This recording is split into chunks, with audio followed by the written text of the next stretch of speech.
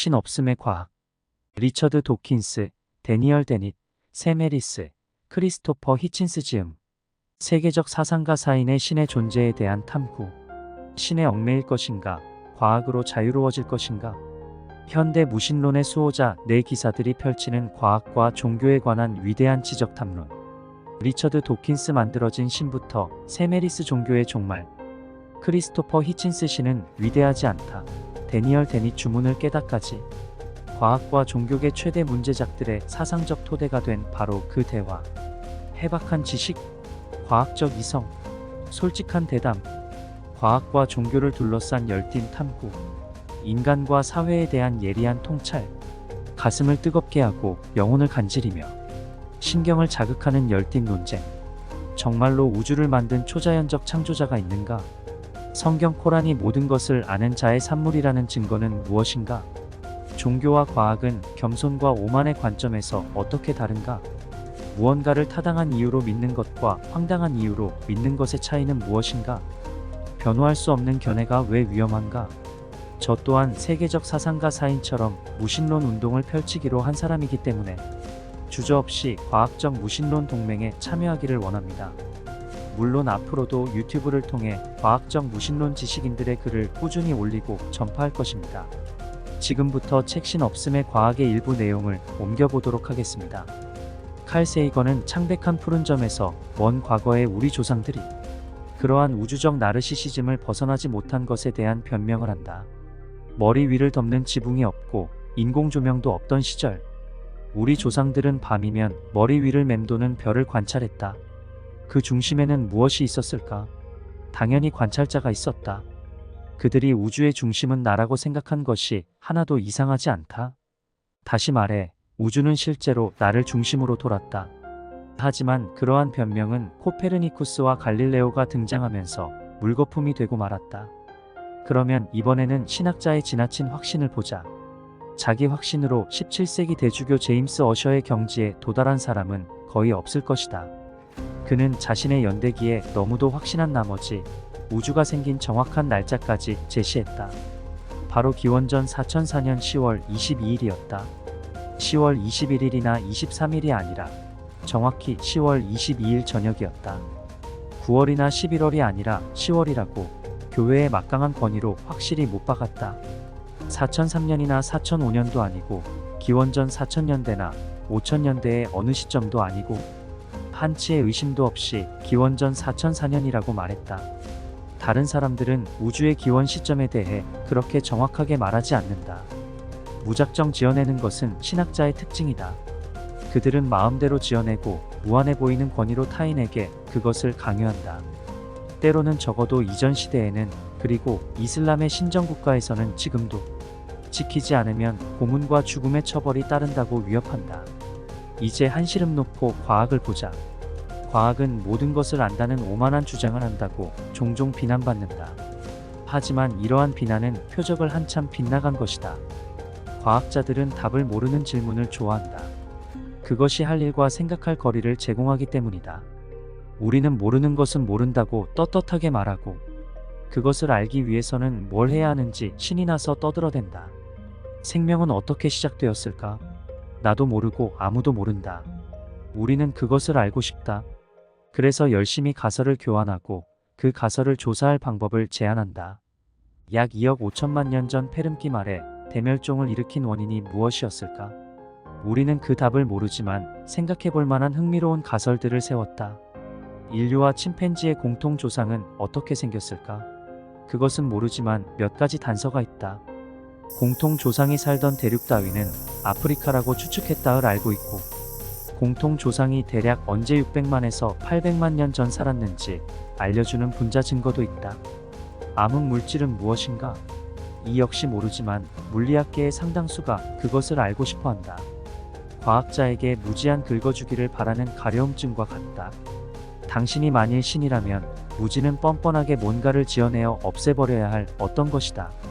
만일 당신이 교황처럼 권위 있는 인물이라면 그렇게 하기 위해 혼자 조용히 생각에 잠겨 머릿속에 답이 떠오르기를 기다릴 것이다. 그리고 답이 떠오르면 그것을 계시로 공표한다. 아니면 당신보다 더 모르는 사람이 쓴 청동기 시대의 문헌을 해석할지도 모른다. 교황은 자신의 사적인 의견을 도그마로 널리 알릴 수 있는데 그러기 위해서는 오랜 시간에 걸쳐 상당수 가톨릭 신자의 지지를 받아야 한다. 과학자로서는 이해할 수 없지만 한 의견에 대한 믿음에 오랜 전통이 있다는 것은 그 의견이 진리라는 증거로 간주된다. 1950년에 교황 비오 12세는 예수의 어머니 마리아가 죽어서 영혼만이 아니라 육신도 함께 하늘나라로 들어올림을 받았다는 교의를 보급했다.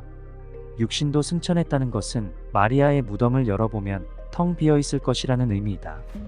교황이 이러한 추론은 아무런 관계가 없었다. 그는 고린도전서 15장 54절 사망을 삼키고 이 길이라고 기록된 말씀이 이루어지리라를 인용했다. 이 구절에서는 마리아에 대한 언급이 없다. 고린도전서의 저자가 마리아를 염두에 두었다고 추정할 만한 근거는 어디에도 없다.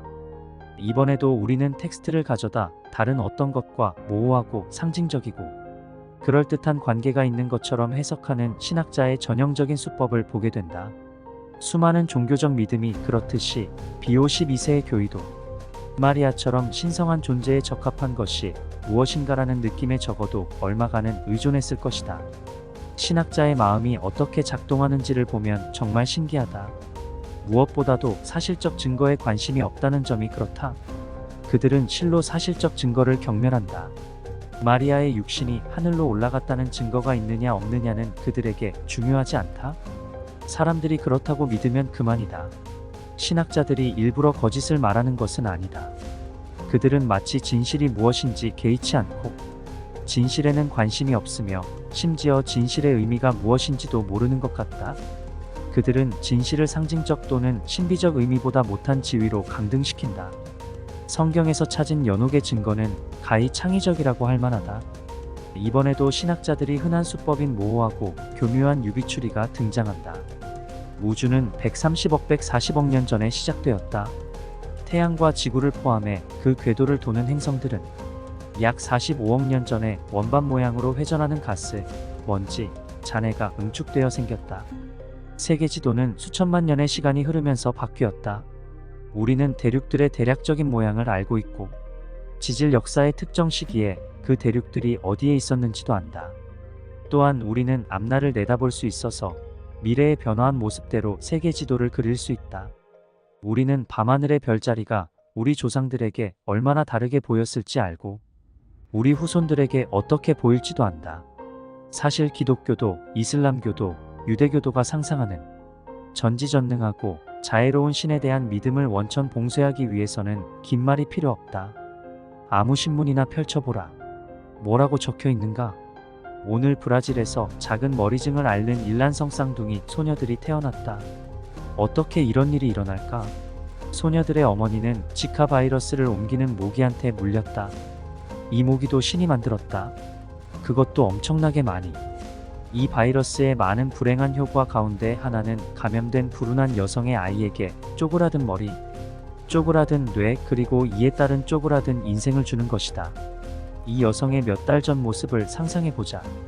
그녀는 아직 태어나지 않은 딸들의 행복한 인생을 위해 자신이 할 수 있는 모든 일을 한다. 공장에서 일하고 기도는 당연히 매일 한다.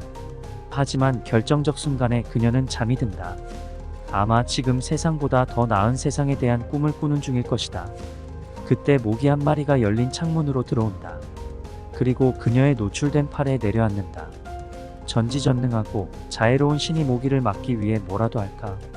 천만에 신은 산들바람조차 보내주지 않는다. 모기의 주둥이가 당장 그녀의 살갗을 뚫는다. 이 순간에 신자들은 무슨 생각을 할까? 신자들은 자신들의 신이 있으나 만화할 정도로 신경을 쓰지 않는다고 생각하지 않을까? 따라서 약 2억 년 동안 질병을 퍼뜨리며 이어져 내려온 괴물들의 자손인 이 작은 괴물이 죄 없는 그녀의 피를 마시는 것, 자신의 배를 채운 담내로 태아의 인생을 파괴하는 것을 막을 수 있는 것은 아무것도 없다. 단 한 가지 사례만으로 모든 신학적 억지와 궤변이 무너져 버린다. 하지만 공포는 한층 심해진다. 그녀는 다음날 아침 자신의 팔에서 부은 자국을 발견한다. 이때까지만 해도 모기에 물린 자국은 곧 비극으로 채워질 인생에서 아주 사소한 성가신 일일 뿐이다. 그런데 그녀는 지카 바이러스에 대해 들어봤고 그 바이러스가 어떻게 전파되는지 알고 있을 것이다. 이제부터 그녀의 기도가 간절해진다. 그런데 뭘 위해서? 번지수를 완전히 잘못 짚은 종교의 위안이 그렇게 중요한가? 이 무력한 신, 악마, 가공의 존재를 숭배할 만큼? 신이 없을 때 우리는 희망과 위안의 진정한 원천을 발견한다. 예술, 문학, 스포츠, 철학은 다른 형태의 창의성과 묵상과 더불어 즐기는데 무지나 거짓말을 요구하지 않는다. 그리고 과학도 있다. 과학은 내적 보상 외에도 방금 소개한 사례에서 진정한 자비를 제공할 것이다. 지카 바이러스를 물리칠 백신 또는 치료법이 마침내 발견되어 무수한 비극과 죽음을 막을 때 신자들은 그 일에 대해 신에게 감사할까? 분명 그럴 것이다. 그리하여 이러한 대화는 계속된다. 다음은 미국의 It's very 대표적 common 연계기자, among highly 신경과학자인 creative 샘 people, 해리스의 both 말이다. artists 분명히 다수의 사람들은 특별한 경험을 합니다. 환각제를 복용했든 1년 동안 동굴에서 홀로 지냈기 때문이든 무함마드 아니면 유독 신경계가 불안정한 상태로 태어났기 때문이든 사람들은 자기 초월적 경험을 할 수 있는데 종교는 그러한 경험에 대해 이야기하고 왜 저들은 거짓으로 포장된 삶에 매달려 있을까? 다음은 세계적인 정치학자이자 저널리스트인 크리스토퍼 히친스의 말이다. 그런데 그들은 믿음을 증명할 수 없다는 개념을 좋아해요. 그러면 지킬 것도 없기 때문이죠. 만일 모든 사람이 부활을 목격했고 우리가 그 일로 구원받은 것을 모든 사람이 안다면 우리는 불변의 믿음 체계 속에서 살면서 감시당할 것입니다. 믿지 않는 사람은 그 내용이 사실이 아니어서 매우 기쁩니다. 그런 곳에서 산다는 것은 생각만 해도 끔찍하니까요. 한편 믿는 사람은 한치의 의심도 남지 않도록 그것이 완전하게 증명되기를 원치 않는데 그렇게 되면 양심과 싸울 일이 없고 영혼의 어두운 밤도 없기 때문입니다. 결국 신을 믿는 것은 플라시보 효과와 같은 것이 아닐까요?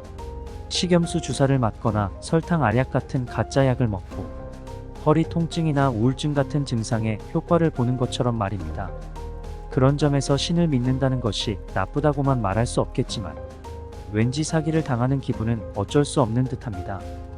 왜냐하면 그 반대로 노시보 효과라는 것도 있기 때문입니다. 환자에게 약을 주면서 부작용을 경험할 것이라고 말하면 그 환자는 의학적인 근거가 없는데도 실제로 부작용 증상을 보인다는 것입니다. 실제로 한 연구에서 사람들에게 설탕 알약을 주면서 구토를 일으키는 부작용이 있다고 말했는데 그들 중 80%가 나중에 구토를 하기 시작했다고 합니다. 그런 점에서 세계 모든 국가 모든 역사에 나와 있듯이 성직자나 무속인들이 부와 정치 권력을 탐하고 혹세무민하게 되면 백성은 좀비가 되고 국가는 망조의 길로 들어서는 것 같습니다. 과연 대한민국 정치인은 사이비 목사나 선무당과는 절대 관계없는 것일까요? 지금까지 캔디맨이었습니다. 다음 또 다른 작품으로 인사드리겠습니다. 감사합니다.